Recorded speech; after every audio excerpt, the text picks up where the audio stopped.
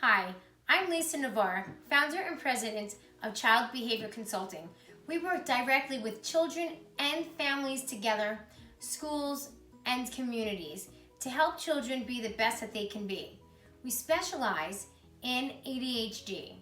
Today, we're going to go through just a couple of pointers of how to encourage your child to work with you and to help them to focus rather than living about 2 steps ahead of us.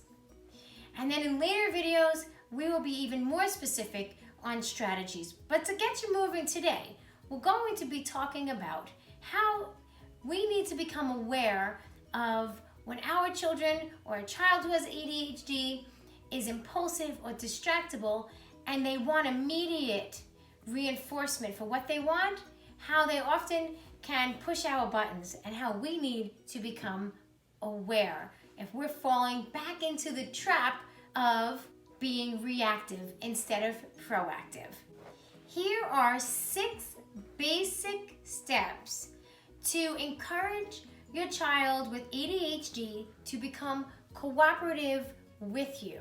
1, be proactive rather than reactive. If you tell your child to stop doing something 2, 3 times, and now you find yourself yelling, and now your child is yelling back at you, you're back in a vicious cycle that is oftentimes difficult to get out of. And so make sure your child understands why you're asking him or her to stop doing what he or she is doing. Number 2, control what you can. You can't control everything, but try your best to understand your child and set limits based upon that. For example, try not to bring your child who has ADHD to a store after a long day where you know that he or she's been working really hard on focusing. Their brain might really need a break and they might need time to decombust a bit.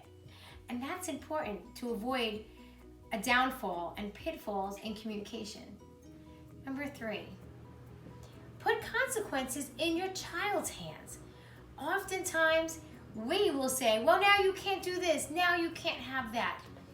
Ask your child, well, this is what happened, and so what do you think the consequence should be?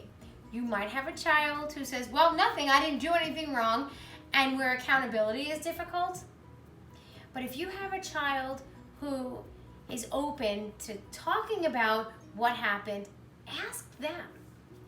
Ask her, well, what do you think the consequence should be? And oftentimes, his or her self-imposed punishment may be even too harsh. And now you can have an open dialogue of what you think and helping them guide into what might be more appropriate so they're not too hard on themselves. And so now it becomes more of a learning experience rather than the child being punished or feeling like he or she is being punished. Number 4, be direct. Be firm and be direct. Always make eye contact. We use a lot of times in our sessions verbal and visual prompts such as focus. When you train the brain and you practice every day to make that eye contact with your child, they are able to process better, listen, and understand what it is that you're talking about. Number 5, watch your tone of voice. This is called paraverbal communication. We do a whole workshop on this, but this is a real important strategy that you can use. What we say and how we use our words communicates a message to our child about how we're feeling.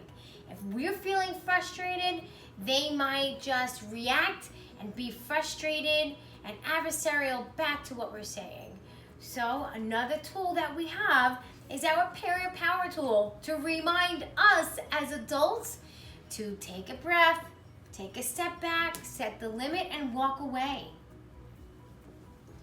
Number 6, avoid getting past the point of no return. Remember to breathe yourself. This will help your child to remember to take a break also, because what we do matters so much to them, and for them to be open to hearing what we have to say.